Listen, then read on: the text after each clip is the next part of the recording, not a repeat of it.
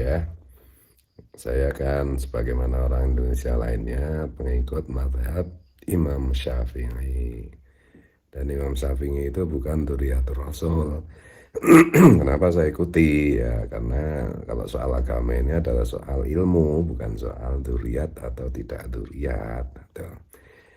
Dan saya juga pengamal apa itu sholawat, Simtoduror, bahkan saya dapat ijazah dari Habib Anis Al-Habib Anis Solo gitu. Saya juga membaca Rotibul Haddad, Rotibul Atos, Wirdul Latif, karena saya mutabangah ke guru sekumpul.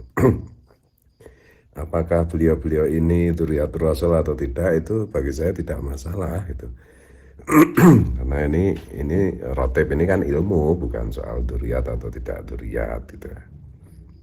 Nah, mencermati diskursus mengenai apa itu Syekh Ubaidillah itu apakah benar putra dari Sayyidina Ahmad bin Isa al-Muhajir, ini kan terus berjalan gitu. Dan saya sudah bikin status gitu bahwa sampai kiamat pun itu penemuan dari Kiai Haji Maduddin Osman tentang Syekh Ubaidillah itu bukan putra kandungnya Sayyid Ahmad bin Isa al-Muhajir, itu sampai kiamat pun itu nggak bisa dibantah gitu. Dan memang bantahan-bantahan kan ada dari Rizik Syihab, dari Bahar Smith, dari si bocil itu siapa itu, kemudian juga dari Hanif Al-Atos yang menantunya Rizik Syihab. Tapi semuanya itu kan bantahan-bantahan itu terbukti dalam tanda petik tidak ilmiah gitu, bisa dipatahkan oleh Kiai Maduddin Osman maupun juga yang sekarang the rising star itu Kiai Nur Ihya yang di Surabaya, yang di Ngampel itu ya.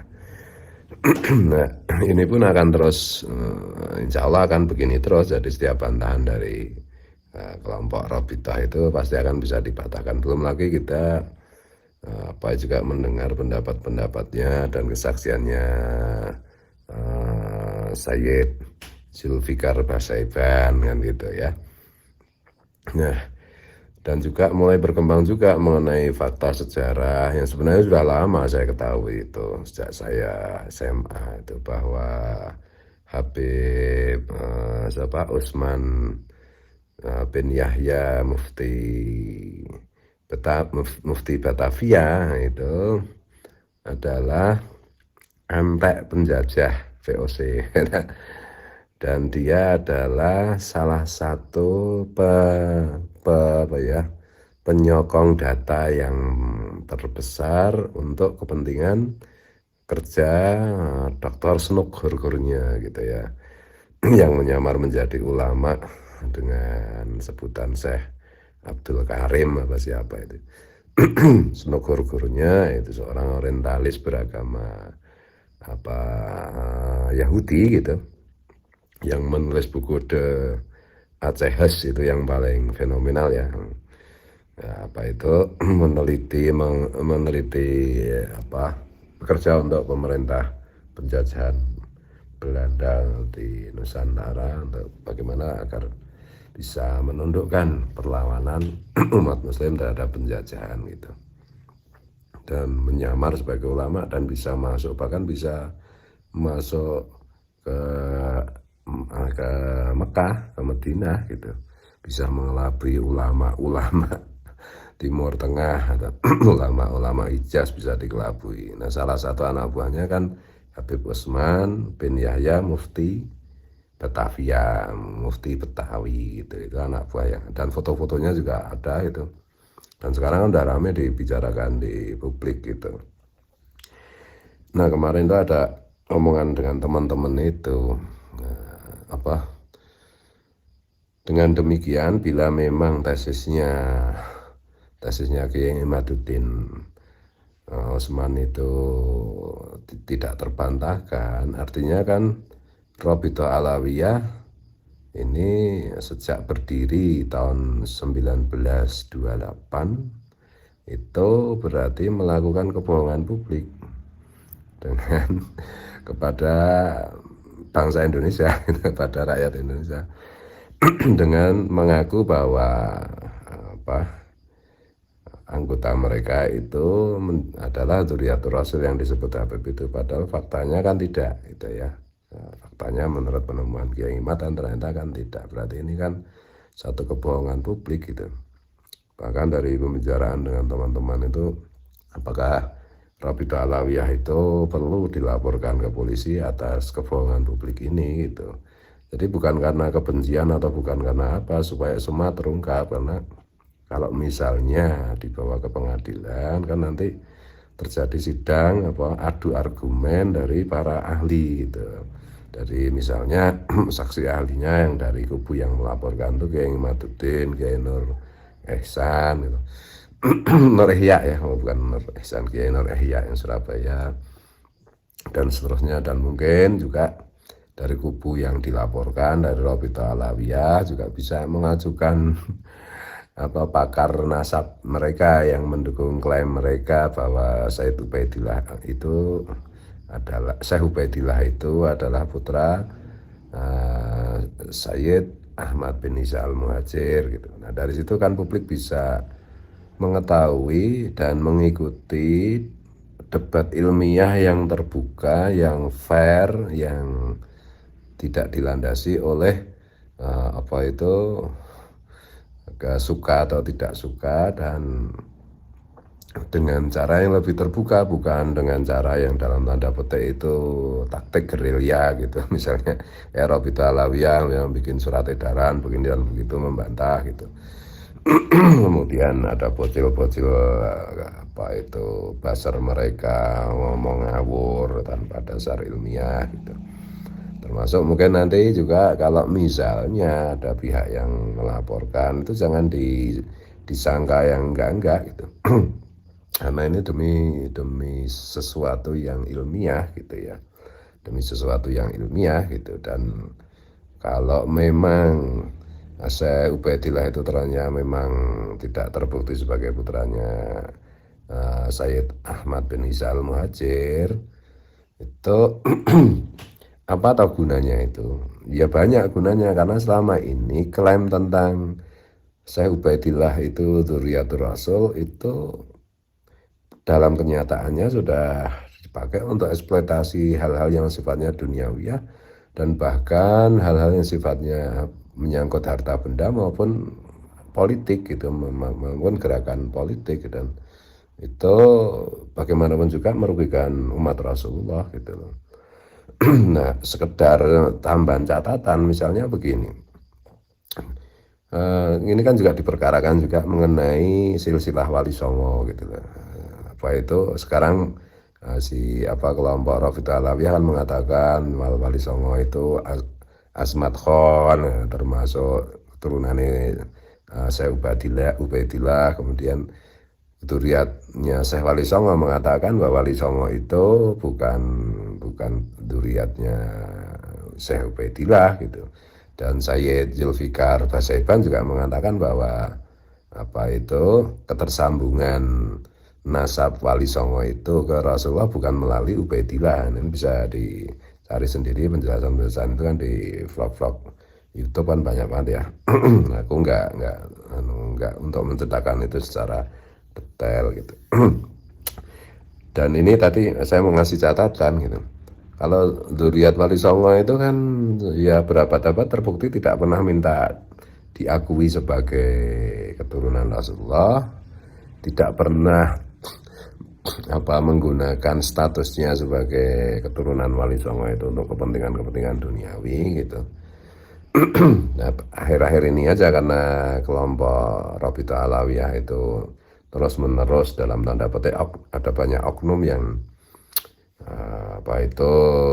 mengeksploitasi statusnya dengan mengaku-ngaku sebagai Dzurriyyatur Rasul yang kontraproduktif gitu, yang merugikan umat Rasulullah, terutama yang kalau di Indonesia ya yang Nahdiyin gitu. Kalau Muhammadiyin atau Salafiyin kan nggak peduli ya kayak gini, yang jadi korban itu kan Nahdliyin. Dan mulai juga dengan klaim-klaim hadis-hadis yang dongeng, bahkan hadis-hadis yang palsu mengenai hak-hak apa itu sebagai dzurriyyatur rasul itu. Dan mungkin juga kalau kembali ke misalnya ada yang melaporkan itu membawa ke pengadilan fenomena Rabithah Alawiyah ini, mungkin juga di situ salah satu solusinya adalah tes DNA. Dan tes DNA pun ya pasti ambiar nanti. Itulah. Jadi ada teman juga yang ngirimi nge-mention saya gitu ya apa. Terus apa ruginya bagi kita semua kalau mereka itu bukan dzurriyyatur rasul, dan apa ruginya juga kalau mereka itu benar dzurriyyatur rasul. Artinya itu ngapain juga diperkarakan loh. Enggak, ini bukan masalah saya dan kamu, ane dan antum, bukan loh. Ini masalah kepentingan umat Rasulullah. Jangan sampai umat Rasulullah itu dikibulin, dibohongin. Man ghosana falaisa minna. Siapa yang menipu, membohongi kami, Rasulullah dan umatnya, semua manusia, berarti dia bukan golongan kita, bukan golongan kami. Ya itu dah. Itu loh. Nanti juga saya udah berkali-kali bilang bahwa menyangkut misalnya ada juga yang mention saya bagaimana itu nanti apa itu jalur apa nasab Datuk Kalampean termasuk Guru Kumpul ya. Saya itu sudah dikasih tahu sama ahli nasab itu bahwa Datuk Kalampean itu nasabnya itu ternyata tidak lewat Ubaidillah sampai ke Rasulullah itu, gitu loh. Ini nggak ada urusannya dengan urusan ini. Tapi terlepas dari apapun itu, karena ada hadis yang sudah sering dikutip oleh Kiai Imat juga bahwa ya nasab itu sesuatu yang penting lah. Kalau orang ngaku bernasab dengan bohong itu intinya kan ya masuk neraka jahanam. Nah yang mendukung juga ya sama, berarti kan diikutkan. Nah, ini kebenaran ini penting gitu loh, kebenaran ini penting karena juga bedanya gini loh, kalau dzurriyyatur rasul yang lewat wali songo yang tidak pernah minta pengakuan, yang tidak pernah merasa perlu apa itu diakui, itu kan tidak pernah apa itu mengeksploitasi, mengkapitalisasi statusnya, darahnya, enggak pernah kan itu. Nah sekarang kan fenomenanya itu kan apa itu kelompok banyak oknum dari Rabithah Alawiyah itu yang bahkan ketuanya sendiri itu ditengarai juga tidak beda gitu. Dan semangatnya juga kita baca kan beberapa oknum itu kan mau bikin semacam kasta, mau meneruskan kebijakan pemerintah penjajahan Hindia Belanda di Nusantara dulu toh, yaitu membuat kasta gitu. Zaman Belanda kan kalau orang Eropa itu kasta nomor 1, orang turunan Arab, Yaman, terus India, Cina itu nomor 2, atau pribumi nomor 3. Ini mau dikembalikan dengan memperalat hadis-hadis dhaif, pendapat-pendapat ulama yang dhaif juga. Ini kan berbahaya sekali, itu merusak Islam, merusak umat Rasulullah gitu loh. Kalau merusak Rasulullah dengan menggunakan nama Karl Marx atau Stalin gitu, atau Hitler, itu lebih mudah diatasi ya. Merusak ajaran Rasulullah, merusak umat Rasulullah dengan membawa nama Rasulullah, wah itu sulit sekali itu. Dan Rasulullah kan bilang toh, Islam itu ya tidak akan bisa dihancurkan dari luar. Islam itu ya cara menghancurkannya adalah dari dalam, dengan menjual nama Rasulullah dan seterusnya gitu. Migrasi orang-orang Islam berpindah ke agama lain itu bukan karena apa itu, secara umum itu bukan karena agama lain itu berdakwah untuk mengajak umat Islam ke agama mereka, tapi faktanya gitu loh, orang Islam itu pindah agama karena kecewa dengan sesama orang Islam, yaitu Islam bagian katrok-katrokan, galak-galakan, keras-kerasan itu. Kemarin tuh saya ngomong begini sama apa itu teman-teman guru SMA gitu yang kebetulan silaturahim, sahabat-sahabat saya dulu itu. Sekarang juga tetap bersahabat itu. Saya bilang jangan Islam jangan keras-keras, nanti pada murtad nanti gitu. Nah, guru agama itu Pak Imam namanya, sahabat saya itu aktivis Muhammadiyah kebetulan.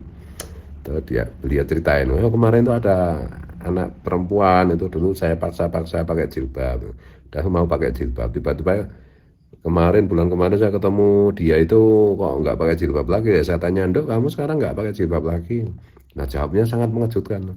Maaf Pak Imam, saya sekarang bukan muslimah, saya sekarang masuk agama Nasrani. Nah gitu. Kemudian ada teman Pak Heru, Pak Heru sahabat saya juga, guru SMA juga, itu dia bilang, iya anak saya itu kalau suruh kemarin tuh saya tuh agak keras menyuruh, ayo salat le, mungkin saya agak keras nadanya atau gimana itu. Anak saya langsung jawab gini, kalau saya dipaksa-paksa salat terus saya mau pindah agama aja Pak. Itu ya. Jadi ya yang kita lakukan semua ini kan untuk kepentingan umat Rasulullah gitu ya. Kira-kira kayak begitu. Jadi kembali soal Robito Alawiyah itu apakah perlu dilaporkan ke polisi? Ya terserah aja. Tapi kok saya itu apa ya, semacam ada kekhawatiran pasti nanti ada kelompok-kelompok tertentu yang melihat apa diskursus ini, pada akhirnya mungkin akan mengambil apa keputusan untuk melaporkan Robito Alawiyah gitu ya. dengan tuduhan melakukan apa itu jenis kebohongan publik ya, kebohongan publik hampir 1 abad. Yang nggak tahu siapa yang harus dilaporkan, apakah lembaganya, apakah tuntutannya itu, apakah penjara, apakah lembaganya dibubarkan atau gimana, yang nggak tahu. Tetapi yang saya garis bawahi yang jauh lebih penting itu adalah bahwa nanti akan terjadi diskusi ilmiah di pengadilan dan terbuka gitu loh, bukan selintat-selintut gitu. Bukan asal bunyi terus bocil aja gambleh itu nggak mutu kayak gitu. Jadi perang vlognya itu kadang-kadang apa itu asal bunyi kan gitu, nggak ilmiah sama sekali gitu. Terus kemudian juga asal menghead gitu ya, asal menyerang dengan kebencian gitu ya. Bahkan webnya Kiai Imaduddin aja diretas gitu. Ini juga IG saya juga diretas lagi ini. Saya nggak bisa main IG ini. Ya nggak apa-apa. Dan jauh lebih penting lagi itu pertaruhan kita kan sekali lagi hidup ini singkat ya, ya nanti di akhirat, nanti kalau kita sudah di alam barzah lah ya, bikin reuni lah. Siapa yang benar, siapa yang salah, siapa yang membela umat Rasulullah dan siapa yang jualan agama. Kalau keliru ya minta maaf ya.